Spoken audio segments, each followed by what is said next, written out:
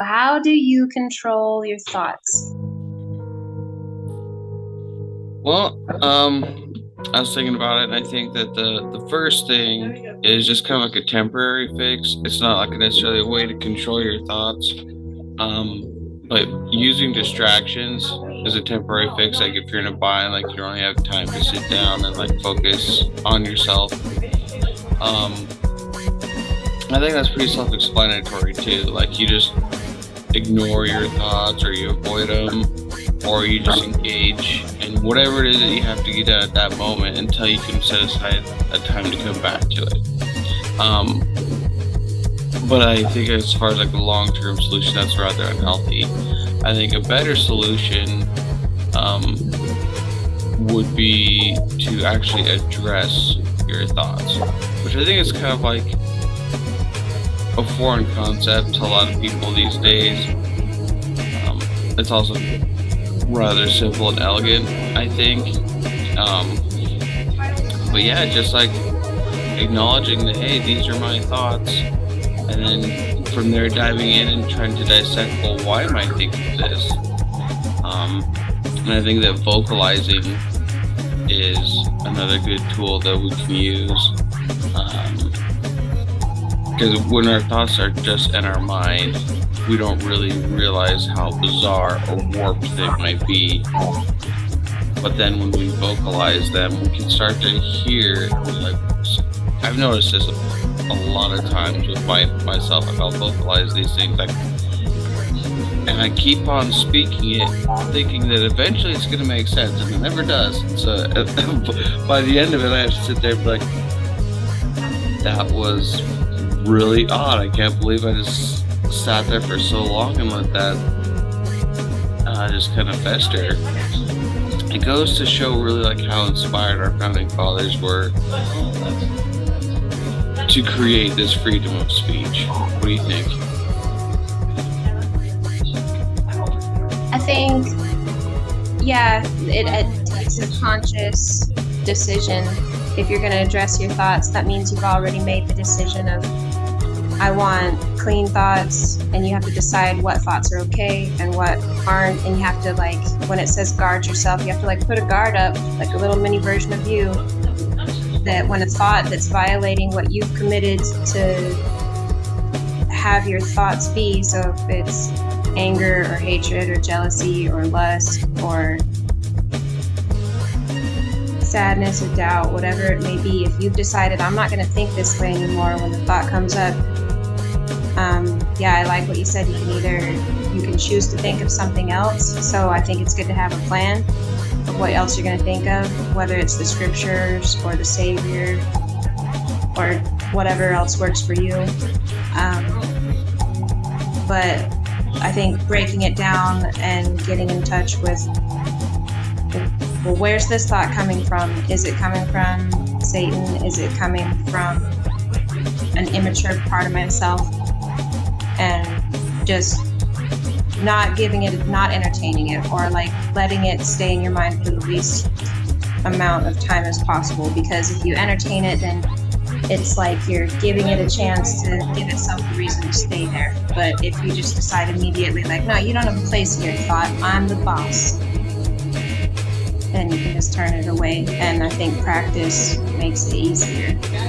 And it's a commitment that you have to stick to for it to work. And if you mess up sometimes and like you stay angry for all day or something, then that doesn't mean give up. That doesn't mean it's not working. You have to recognize how you're making progress, because I think something that is a lifelong practice, but it does get easier. But you can expect disappointments along the way when it comes to how strict you are with the commitment. So, yeah, I agree with a lot of what you're saying. There is a point that you're saying, and I might not be understanding it the way that you're meaning it, but I just think that the phrasing that we're putting around it, controlling our thoughts, may not be the best way to even be phrasing it. because like you said, there's some thoughts that you can have come in that like you can be so practiced and so good at what we're talking about, and you're gonna get these thoughts that really aren't welcome in your mind. And I think maybe what I'm trying to suggest is making those thoughts welcome to the point of like addressing them, figuring out why they're there. And I think there's bottom line making sure that you're not acting these thoughts out that are unwelcome. I think it depends on the thought. Some thoughts you might give a chance to see what's in your heart that's causing that. But I think some thoughts come from external stimulus, like you saw something or you heard something, or from the devil himself. I think sometimes there Like are what? things that you can mind, things that you know aren't in your heart, things that you never want to be in your heart, that are against your nature, that are suddenly there, and it's shocking. If your own thought is shocking you, that's a good indication that it might not be coming from you. So are you thinking like, are you saying things like lust or Yeah, just like extreme, like I think extreme thoughts that you don't usually think about. so you're saying maybe we shouldn't talk about those things? We shouldn't address them? Because I would even say like not even just like vocalizing these thoughts, but I think that what would help is even having another person there to help you talk about these things and to help you identify the flaws in your thought process. So I'd almost like normalize talking about these things. This is something that's pretty well practiced in like your self-help groups, like your 12-step groups, even like the Catholic Church where they go and confess their sins. You know, they're being helped through their thought process. I think if it comes back all the time, it means that you weren't serious when you sent it away the first time. And depending on how serious the thought is, letting it dwell in your mind for any period of time is, and getting comfortable with it enough to pick it apart, gives it a stage in your mind where it shouldn't even get more than half a second. If you know for sure that that's not a thought that you want to be thinking, just don't even give it the time of day. Because once you give it the time of day, it's like, oh, I'll come back here all the time.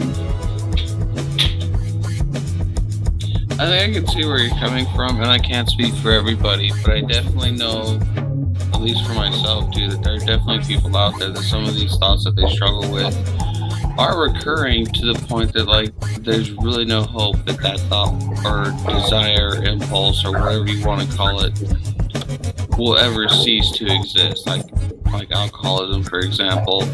Like there will be people that have been sober for 20 years, and then all of a sudden 20 years later, here's the thought coming in, that urge. And it's those times when you think that you've buried it and it creeps up on you. That's where a lot of people relapse. But it's actually, I've noticed in my own life that some of these thoughts, these urges, are actually eased when you do discuss it with other people, like rather than just ignoring it. Yeah, I can see where there's wisdom in that. But if you can get to the point that as soon as the thought of alcohol or whatever the other temptation or extreme thought may be, you get to the point where you won't let it be in your head, it won't keep coming back, or it'll come back less and less and less frequently, so that it might be another few years before it tries again.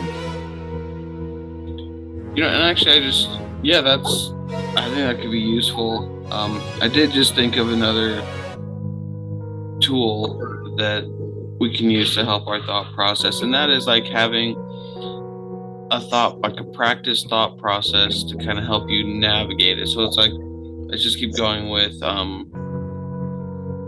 these alcoholic thought process. It's just like there's one day you wake up and like, man, I could use a drink or whatever. So they call it thinking it through, like all the way through. So you think, okay, well, what happens if I take that drink? I'm going to take another drink. And I'm going to take another drink. So you're thinking it through like to the end, and what you're bringing yourself to is the conclusion of what this acting out these behaviors or acting out these thoughts that you're having are going to do. So I think that'd be a great tool into controlling our thoughts. You're from beginning to end, you're thinking it out. Yeah, that is a good tool for cases like that, and probably for all kinds of wicked thoughts or thoughts that you don't want to be there. You have to, if you break down like, well, because for me it would be like weed. Like if I'm feeling like smoking weed, it might be a number of other emotions that I'm actually feeling, and I'm just used to in the past turning to weed. But if I play it the whole way through, I know that it doesn't actually fix any problem. There's no problem that it fixes when it comes to emotions. It might cause like some temporary like distraction or a temporary like easing of difficult emotions, but that is very brief. And the more long-term solution would be to maybe feel the difficult emotions instead of avoiding them. And I think that when you really get to become a master of your thoughts, that you can be more in control of your emotions. You can be able to think through how you want to feel about any subject and decide to feel that way, rather than being like so self-pitiful or entertaining thoughts of like, I can't keep doing this, I'm not strong enough, this is too hard. Those are the kind of thoughts that I also don't want to be welcome in my mind, because they don't really help me. Mm-hmm. So that's a good one. I'm glad you brought that one up, because I think that things like that, like self-pity or depression, or even anger for that matter, there's the emotional side of our thought processes that are unwelcome, as opposed to like these instinctual or animalistic craving thought processes. So I think there's things like that, like self-pity or depression, where some of those thoughts probably more likely are solved by the distractions, like loneliness, for example. It's like you're sitting there being lonely. What's the solution? Go out and talk to somebody. Go out and hang out with somebody. So I think some of these thoughts are more solved through actions. What do you think? Yeah, I agree. I'm not saying that we have to be so robotic in all of our emotions, and some emotions prompt us to do good things. But even, I think that you can get more and more masterful at it, but that's a growth process that we all should like be striving towards, because otherwise you're basically a slave to your hormones and your impulses and to anything around you. If you're not the master of yourself, then you're the slave to everything around you. That's so true. And like, I think, correct me if I'm wrong, but in other words, if you don't control your thoughts and emotions, they will control you. I've seen that happen in my own life. Amen. So I did have another thought as like a tool to help us control our thoughts, or to just kind of like process them. What do you think about writing?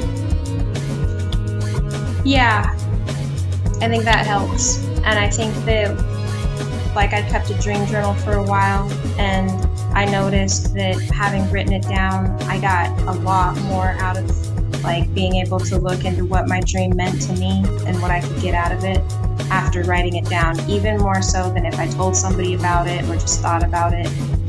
Like if I wrote it down and looked at it again a couple days later, there was so much more insight. That's something that I've been trying to get myself to do more, is write. You're Yeah. right. Yeah, I was thinking that there's probably like so many benefits to writing. Like one of them is just being able to, like, rather than speaking it, you're writing it, and it gives you the opportunity to put it down, get it out, and revisit it several times. Yeah. And you can, it's something that you can have other people revise if you want to, or it's something you keep personal. Another, I think, benefit or tool that writing allows us is the ability to kind of like create a thought process. You can write down what thought process you want, and the more that you read through it, the more that you just kind of like go over. It's like repetition, it's like that, making a habit, so that pretty soon, like, what you're writing, what you're reading, that's becoming the new normal. Yeah, I think that is an excellent way to program your brain. And I would also just add to it, to me, that just kind of goes to show how inspired our founding fathers were yet again. They instilled that freedom of press. In this country, we have the freedom of speech and the freedom of press, or to write, and so many people, I know this is a completely different topic, but right now so many people are being offended by things that they hear and things that they read. Like, nobody protects those rights. Your freedom to hear what you want to hear, or read what you want to hear, or read what you want to read, does not supersede the freedom for others to say what they want to say and write what they want to write. Yeah, but we should be mindful, knowing that whatever we take into our minds is going to affect our minds. Right, and if you're not enjoying what you're hearing or reading, then you can disengage from that. And I'd also say to some of those people that might be disagreeing with what another person that they're talking to is saying, then talk them through their own thoughts that they're having. It's like, if you don't agree with it, like, question it, like, get them to try to see it your way, not by you explaining yourself, but by you questioning them on their own thought process. Maybe at that point they'll be able to see it from your perspective, and with as little like animosity amongst yourselves. Yeah, I need to start using that tool, because I tend to just try to force a way of thinking at people, but I think it's actually really therapeutic, and people feel heard when you ask the questions. Yeah, I think a lot of us tend to just try to like force our own opinions on others. But like, if you let them come, and I think this is what happens with a lot of therapists, is like they ask you questions to bring you to your own conclusions. So, I mean, yeah, you can, even if you're helping instill that thought into the other person, I think that, first of all, I mean, there's nothing wrong with disagreeing with each other, But I think that if you help someone come to their own conclusion, whether it's the conclusion that you wanted them to come to or not, I think that you've just gained a lot of respect from that person. And I think God does that with us too, when He reasons with us, because we are allowed to disagree even with God. We have that free will. And God's pretty smart, because sometimes if you're listening, He will ask you questions to kind of work you through your reasoning.